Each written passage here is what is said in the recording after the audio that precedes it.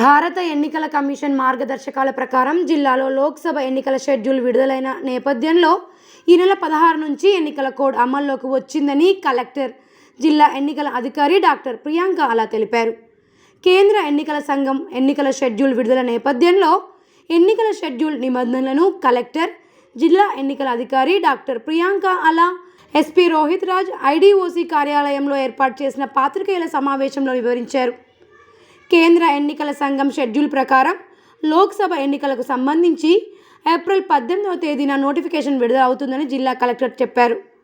April 18వ తేదీ నుండి నామినేషన్లను స్వీకరణ ఉంటుందని, నామినేషన్ల స్వీకరణకు చివరి తేదీ ఏప్రిల్ 25, 26వ తేదీన స్క్రూటినీ నిర్వహణ, నామినేషన్ల ఉపసంహరణ చివరి తేదీ ఏప్రిల్ 29 వరకు ఉన్నదని, మే 13వ తేదీన ఎన్నికలు నిర్వహించి జూన్ 4న కౌంటింగ్ ప్రక్రియ జరుగుతుందని చెప్పారు.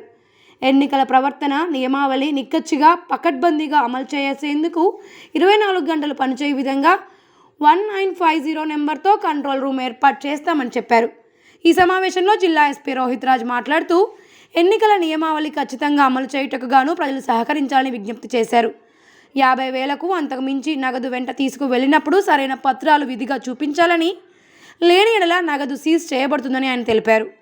ఈ పాత్రికేయ సమావేశంలో అదనపు కలెక్టర్ వేణుగోపాల్, పినపాక ఏఆర్ఓ ప్రతీక్ జైన్ మరియు పాత్రికేయులు పాల్గొన్నారు.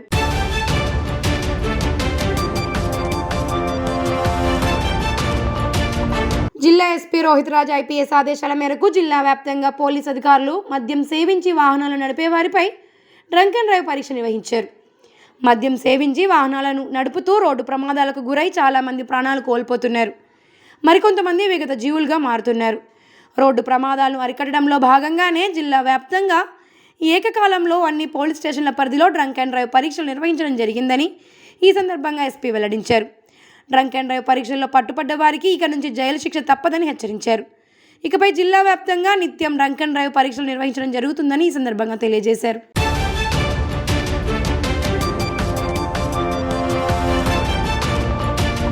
కొత్తగూడెం మెడికల్ కాలేజీలో విద్యార్థులకు హాస్టల్లో కనీస సౌకర్యాలు లేవని, హాస్టల్ ఫుడ్ నాణ్యత లేదని, తాగునీరు సక్రమంగా అందించడం లేదని, మెస్ ఛార్జీలు వసూలు చేస్తున్నారని, అధిక బస్ ఛార్జీలు వసూలు చేస్తున్నారని, ప్రిన్సిపల్, అసిస్టెంట్లు క్రమశిక్షణ నెపంతో రాత్రులు హాస్టల్ క్యాంపస్లో ప్రవేశించి వీడియోలు రికార్డ్ చేస్తూ బెదిరిస్తూ విద్యార్థులతో దురుసుగా ప్రవర్తిస్తున్నారని, వారు క్రీడలు, ఇతర సాంస్కృతిక కార్యక్రమాల్లో పాల్గొనడానికి కూడా అనుమతించడం లేదని భద్రాద్రి కొత్తగూడెంలోని మెడికల్ కాలేజీ ఎదుట, కలెక్టరేట్ ఎదుట వైద్య కళాశాల విద్యార్థులు సోమవారం ధర్నా చేశారు. దీనికి స్పందించిన కలెక్టర్ వెంటనే ZP chief executive S Prasunarani అధ్యక్షతన విచారణ కమిటీని జిల్లా కలెక్టర్ ఏర్పాటు చేశారు. ఈ కమిటీలో U Srinivasarao chief planning officer మరియు కె సూర్యనారాయణ జిల్లా ఉద్యానవన అధికారి సభ్యులుగా ఉన్నారు. ఈ కమిటీపై ఆరోపణలపై విచారణ జరిపి మార్చి 22 సాయంత్రం 5 గంటలలోపు నివేదిక అందజేయాలని జిల్లా కలెక్టర్ డాక్టర్ ప్రియాంక అలా ఆదేశించారు.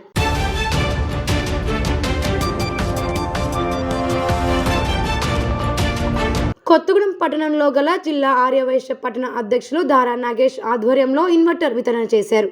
ఈ సందర్భంగా అధ్యక్షులు దారా నాగేష్ మాట్లాడుతూ జిల్లా గ్రంథాలయంలో గ్రామీణ ప్రాంతంలోకి విద్యార్థులు జిల్లా గ్రంథాలయానికి వచ్చి పోటీ పరీక్షలకు ప్రిపేర్ అయ్యే విద్యార్థుల అవసరాల నిమిత్తం ఇన్వర్టర్ను వితరణ చేస్తున్నామని ఆయన అంటూ, పోటీ పరీక్షలకు సిద్ధమయ్యే విద్యార్థులు మంచిగా చదివి ప్రభుత్వ ఉద్యోగాలు సాధించాలని ఆయన ఆకాంక్షించారు. ఈ కార్యక్రమంలో గ్రంథ పాలకులు డి వరలక్ష్మీదేవి, జి మణి మృదుల, ఆఫీస్ ఇన్ఛార్జ్ నవీన్ కుమార్, ఆర్యవైశ్య సంఘ సభ్యులు దారా రమేష్, కొయ్య డాక్టర్ నాగేష్, నరేంద్ర ఋషికుమార్, జూలూరి ఆనంద్, దారా శ్రీను, గణేష్, కిరణ్ పాఠకులు పాల్గొన్నారు.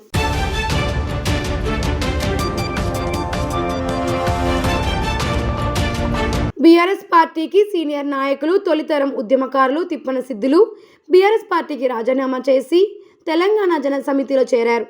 తెలంగాణ జన సమితి అధ్యక్షులు ప్రొఫెసర్ కోదండరాం సమక్షంలో టీజేఎస్ పార్టీలో చేరారు. పార్టీలో చేరిన తిప్పన సిద్ధులకు పార్టీ కండువా కప్పి ఆ పార్టీలోకి కోదండరాం ఆహ్వానించారు. తొలి దశ తెలంగాణ ఉద్యమంలో చురుకుగా పాల్గొని మలి ఉద్యమంలో కూడా కేసీఆర్ వెంట నడిచినప్పటికీ అధికారంలోకి వచ్చిన టీఆర్ఎస్ పార్టీ ఈయనకు కూడా సముచిత స్థానం కల్పించకపోవడంతో నిరాశ చెంది తెలంగాణ జన సమితిలో ఈరోజు చేరారు.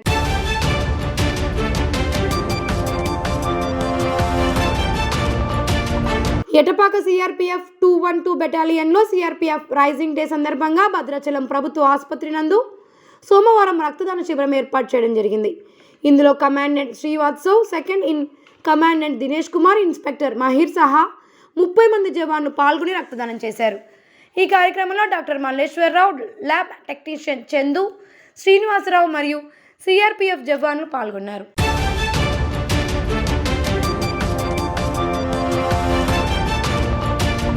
ప్రజావర్గ పోరాటాలను ముందుకు తీసుకుపోవడమే అమరజీవి కామ్రేడ్ మల్లు స్వరాజ్యంకు మనం ఇచ్చే ఘన నివాళని సిపిఎం రాష్ట్ర కమిటీ సభ్యులు మచ్చ వెంకటేశ్వర్లు అన్నారు.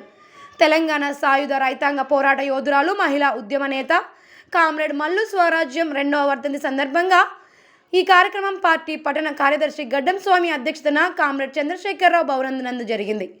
ముందుగా మల్లు స్వరాజ్యం చిత్రపటానికి మచ్చ వెంకటేశ్వర్లు పూలమాలలు వేసి నివాళులర్పించారు. అనంతరం ఆయన మాట్లాడుతూ భూమి కోసం, భుక్తి కోసం, వెట్టి చాకిరి విముక్తి కోసం, సామాజిక న్యాయ సాధన కోసం జరిగిన తెలంగాణ సాయుధ రైతాంగ పోరాటంలో వీరోచితంగా పోరాడిన అమరజీవి కామ్రేడ్ మల్లు స్వరాజ్యం అని అన్నారు. ఈ కార్యక్రమంలో పార్టీ జిల్లా కార్యదర్శి వర్గ సభ్యులు ఎంబి నర్సారెడ్డి, కె బ్రహ్మచారి, పార్టీ సీనియర్ నాయకులు జిఎస్ శంకర్రావు, పార్టీ పట్టణ కార్యదర్శి వర్గ సభ్యులు వై వెంకటరామారావు, నాదెళ్ల లీలావతి, పట్టణ కమిటీ సభ్యులు ఎన్ నాగరాజు, శాఖ కార్యదర్శి జి నాగలక్ష్మి, మురళీకృష్ణ, ముత్తయ్య, రాయల రాములు తదితరులు పాల్గొన్నారు.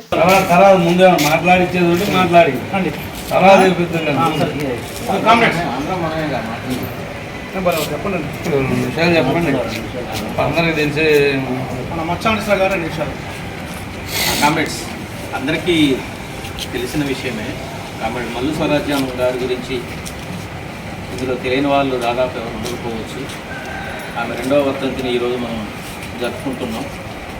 మనందరికీ స్ఫూర్తి ప్రదాత, ఒక మహిళగా ఉండి భూమి కోసం, వృత్తి కోసం, వ్యక్తి నుండి విముక్తి కోసం సాగినటువంటి మహత్తర తెలంగాణ సాయుధ పోరాటంలో తాను ప్రత్యక్షంగా తుపాకీ పట్టి నైజాం నవాబులకు వ్యతిరేకంగా పోరాటం చేసినటువంటి వీర వనిత. ఆమె వర్గ ఉద్యమాలని, ప్రజా ఉద్యమాలని ముందుకు తీసుకుపోయేటువంటి క్రమంలో సాగినటువంటి ఒక మహత్తర చారిత్రక పోరాటం. ఆ పోరాటంలో తాను ప్రత్యక్షంగా ఉండటమే కాకుండా వారి అనుభవాలని మనకందరికీ పంచినటువంటి వీర వనిత. తెలంగాణ సాయుధ పోరాట విరమణ తర్వాత కూడా పార్టీలో కేంద్ర కమిటీ స్థాయి వరకు ఆ కామ్రేడ్ వెళ్ళి పనిచేయడం జరిగింది. మహిళా ఉద్యమ నేతగా కూడా పనిచేయడం అనేది జరిగింది. ఉన్నత విద్య చదువుతున్న డిగ్రీ విద్యార్థులు సామాజిక స్పృహని కలిగి ఉండాలని ప్రముఖ సీనియర్ పాత్రికేయులు తోటమల్ల బాలయోగి పిలుపునిచ్చారు. భద్రాచలం ప్రభుత్వ డిగ్రీ కళాశాలలో తృతీయ సంవత్సరం చదువుతున్న విద్యార్థులకు జర్నలిజంపై నిర్వహించిన అవగాహన సదస్సులో ఆయన ముఖ్య అతిథిగా పాల్గొని ప్రసంగించారు. ప్రజాస్వామ్య విజయవంతానికి మీడియా ఎంతో దోహదపడుతుందన్నారు. మీడియా లేని ప్రజాస్వామ్య వ్యవస్థ కర్ణుడు లేని భారతం వంటిదని ఆయన అభిప్రాయపడ్డారు. డిగ్రీ, పీజీ స్థాయిలో జర్నలిజం కోర్సులు ప్రవేశపెట్టడం అభినందనీయమని అన్నారు. వీటి ద్వారా ఉద్యోగ ఉపాధి అవకాశాలు దొరుకుతాయని వెల్లడించారు. వార్తా సేకరణ, ప్రజెంటేషన్ తదితర అంశాలపై ఆయన అన్ని కోణాల్లో విశదీకరించారు. జర్నలిజంపై విద్యార్థుల్లో ఉన్న అనుమానాలను నివృత్తి చేశారు. భద్రాచలం ప్రభుత్వ డిగ్రీ కళాశాల ప్రిన్సిపల్ జాన్ మిల్టన్ గారు ఈ సందర్భంగా సీనియర్ పాత్రికేయులు తోటమల్ల బాలయోగిని ఘనంగా సన్మానించారు. ఈ కార్యక్రమంలో వైస్ ప్రిన్సిపల్ డి భద్రయ్య గారు, తెలుగు డిపార్ట్మెంట్ అధ్యాపకులు రాంబాబు గారు, జాయ్ కిరణ్ గారు, వీరన్న, సుధాకర్, రమణ తదితరులు పాల్గొన్నారు.